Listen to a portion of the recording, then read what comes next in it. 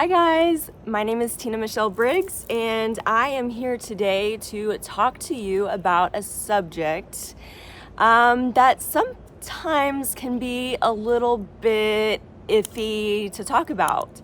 And today I just wanted to come on and talk to you about positivity and why it's so important to stay positive and authentic. The word authentic comes up a lot because, especially like if people are dating, it's like, what is your purpose? Why are you here? What is, are you authentic? This comes up for me today because I was having a discussion with a group of people who also love crystals, and we were trying to figure out the species of a certain crystal. I know it sounds really dorky, but that's what I love doing. And so we were discussing that and kind of debating it. And I thought it was one thing because that's what I had been told by people. And my friend got a book out and she's like, no, it's this other thing. And so I simply said to my group, I was like, you know what? The worst thing that someone can do is to pass on bad information. Somebody I knew from the past, I'll just put it that way, had a really bad habit of passing on bad information, but he did it on purpose, and he would actually brag about it, like, haha, I'm gonna pass on this bad information and see how far it can go. Nobody wants that kind of person in their life because one, they're not authentic, and two, you don't really know if you could ever believe them again. Like if they tell you something and they're lying to you or spreading falsehoods or whatever you want to call it, that's not really the type of person we want to be around.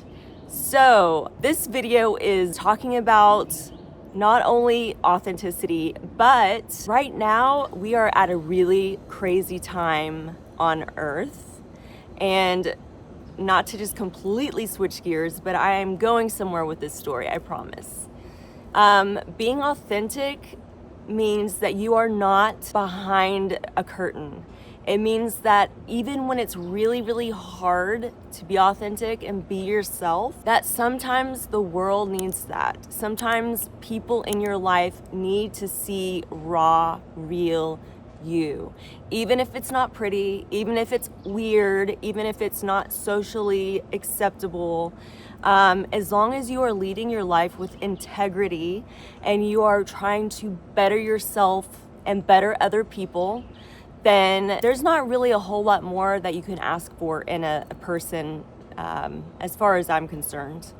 But being authentic, stepping into your power, because some of my very favorite YouTubers are Brian Scott, Aaron Apke, and you guys know that they love to talk about the law of one. They love to talk about the upgrade that the planet has in our role in that, and all of the things. Sorry, my cat just joined me. She wants to say hello. This is Andy. So it's interesting because a lot of people are scared to be authentic and they're scared to be their real self, and they don't care if they spread falsehoods because they would rather cover up their identity than to step out and say, hey world, this is me, this is how it really is, these are the visions I see when I meditate, this is what reality is for me. Because at the end of the day, we are all here waking up every single day, and as soon as we open our eyes, boom, we're into our own reality. It's a different reality than it was last week, a different reality than last month, and maybe even a different reality than yesterday. Some people have really traumatic experiences and it catapults them into a completely different dimension. And that's going a whole nother step further, and I'll get into videos about that later on, not right now. But I just kind of want to set a foundation so you guys can get to know me a little bit better. I know a couple years ago when I first started my channel, I was a broken, sad, very scared, fearful person, and I didn't really know how to be authentic and step into my power because I was scared of my own shadow. And by doing the therapy that I did, it not only helped me face my shadow, but it helped me get to a place where I decided that I wanted to be service to others instead of service to myself, which I had been my whole entire life. I mean, sure, some people can argue differently and say, well, you have 3 children, so that's service to others. And I would say, yes, that very much is service to others.